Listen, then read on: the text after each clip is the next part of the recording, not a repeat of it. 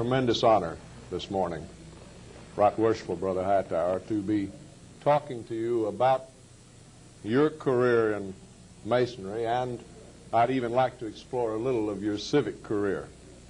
There's no question that the year 1972, which was the year you were Grand Master, was a highlight in the years of the Grand Lodge of Texas. You have even then distinguished yourself in public life, and since then have distinguished yourself even more. And all of us who are the Masons of Texas are extremely proud of all of your accomplishments. What I'd like now, if you would, to sort of bring us up to date a little bit from the time that you began life in a place called Memphis in Hall County, Texas. Well, thank you, Jack. You exhibit a bias of a good friend, and I appreciate it very much.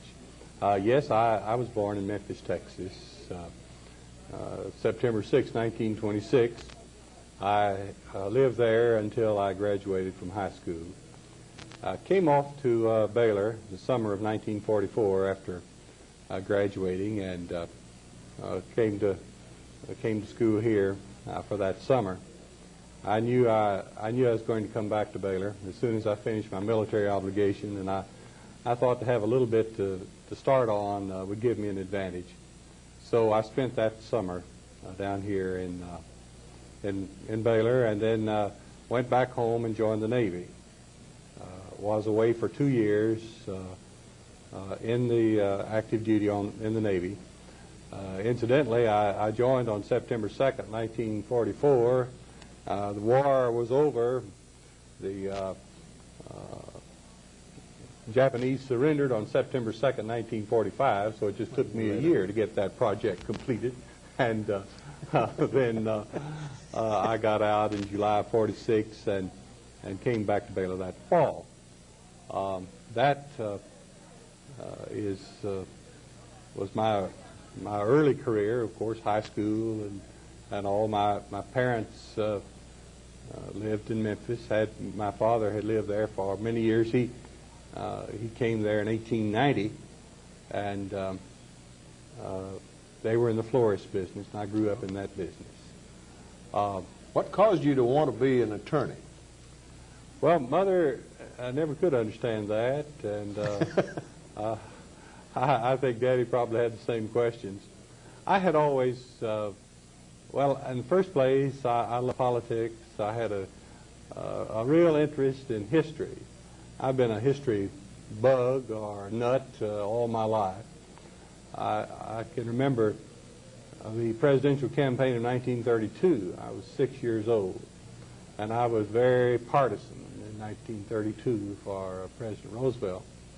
And so I've been interested in government and politics and law just since before I started school.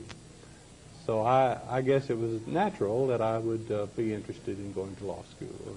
I noticed in 1952 you were first elected to the Texas House of Representatives. Yes, I got out of Baylor in 51, and I got my law degree in 51. I had received an academic degree in 1949.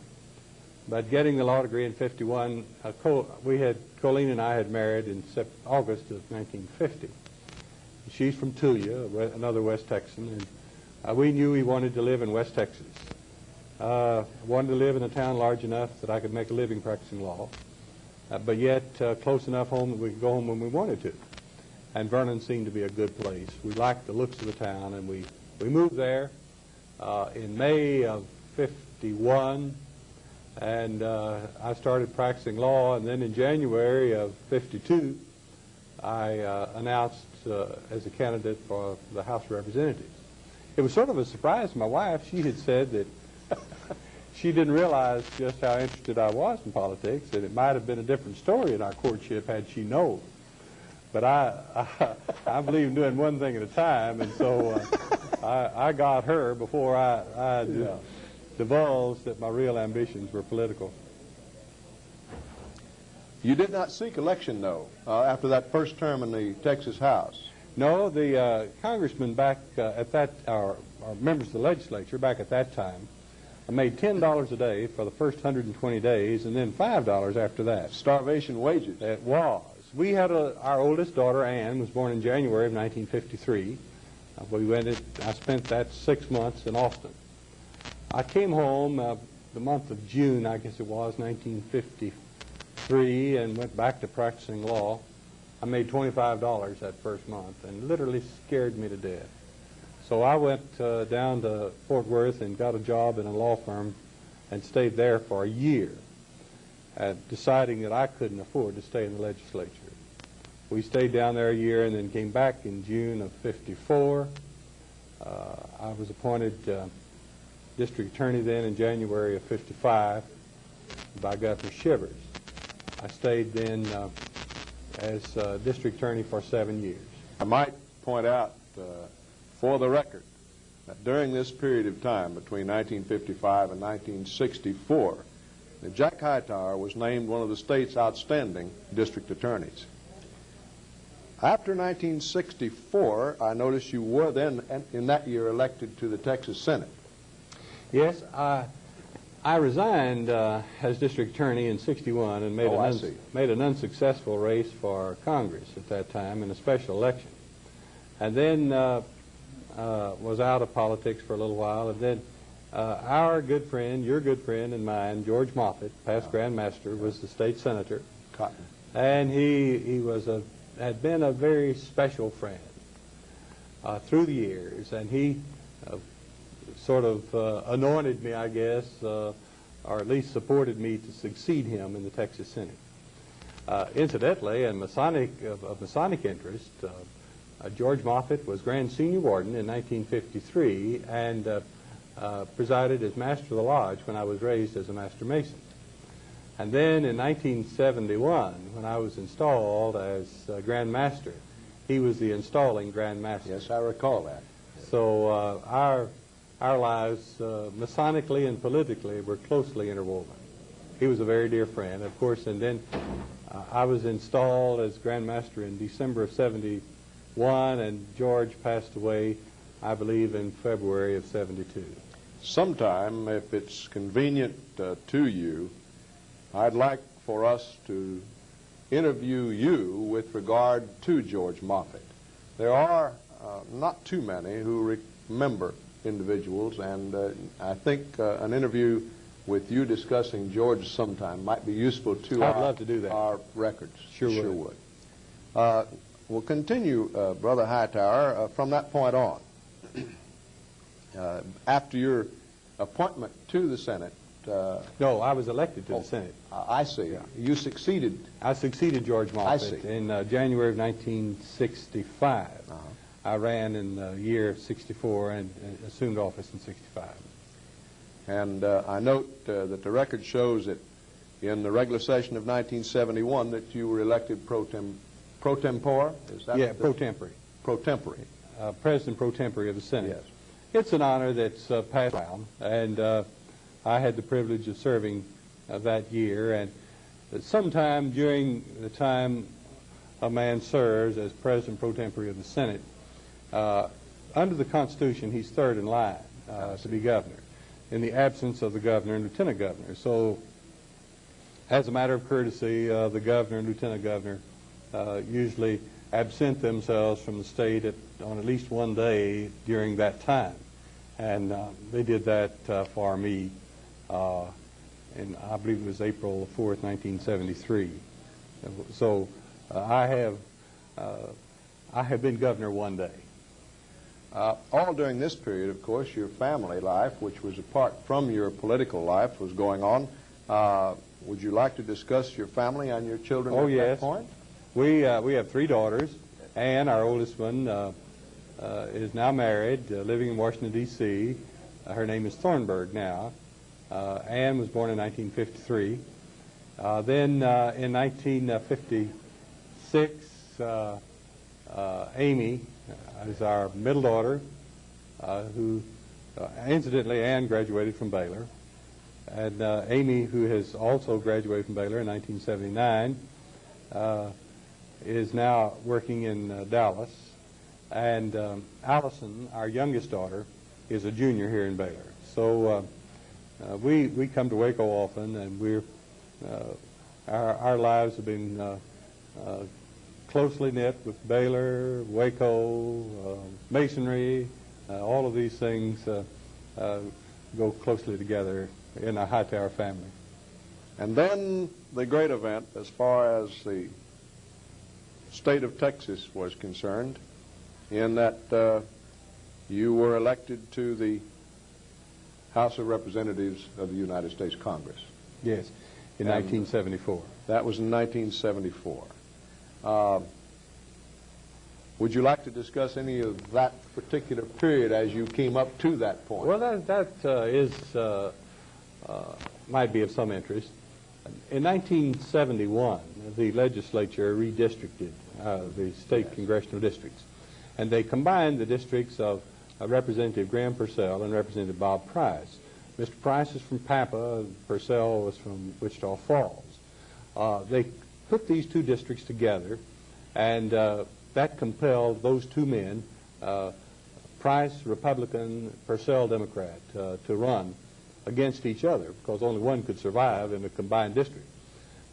In 1972, that happened, and Mr. Price was elected. I sensed at the time that that district was basically Democratic, but because of the presidential nominee of the Democratic Party, who was George McGovern, yes, Mr. Purcell was defeated. So I decided that I had always wanted to serve in Congress, and that with Mr. Purcell defeated and my district being in the hands of Mr. Price, that I would run in 74. So this was before the Watergate scandal developed. Then, as it turned out, the Watergate scandal did develop, and there was quite a political upheaval in 1974. Now, of course, I like to think that I would have been elected anyway, but I would have to acknowledge that the political upheaval of anti-Republican or anti-Nixon, yes, as a result of Watergate helped well, in my election. It's my understanding that you lean at least toward the conservative side, although I think you probably prefer not to be tagged exactly. Well, I don't mind. I just don't want to spell it with a capital C. Yes. I am conservative. If I wanted to try to evaluate my political philosophy, I would rather describe it as progressive. Yes. I'm not, as the old quotation, not the first to try the new or the last to throw the old aside. Moderate is a word that's often used, but in the text of today's identity, political identity, I am conservative. I like the term progressive, though. Yes.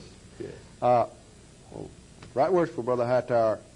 At this point, I would like to, before this interview must be concluded, for you to discuss how you how you participated in our Grand Lodge, and then toward the office of Grand Junior Warden.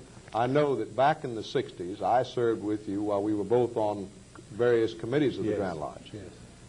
Well, my interest in Grand Lodge, of course, was enhanced not only by my local participation in Vernon Lodge, where I was master in the early 60s, 1961, I believe, but my close friendship with Senator Moffett, and I came to Grand Lodge often with him. We traveled together.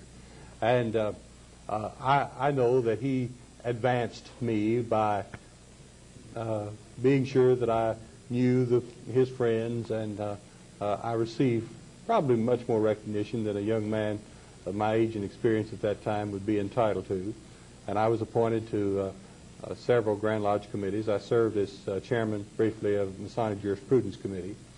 Then Mr. Honey Heineman. Oh, I remember. You remember Honey? Yes, he died in office as Grand Junior Warden. Grand Junior Warden from the Valley. He was Grand Junior Warden and passed away. And in 1969, I guess it was, the Grand Lodge had to elect a Grand Senior Warden and a Grand Junior Warden, both. So some of my friends suggested that I agree to serve as Grand Senior Warden. Duncan Howard had been suggested for some time as a potential Grand Junior Warden. So that I was very honored and, of course, flattered and pleased, and my name was submitted, and I was elected Grand Senior Warden. So I guess I'm the only living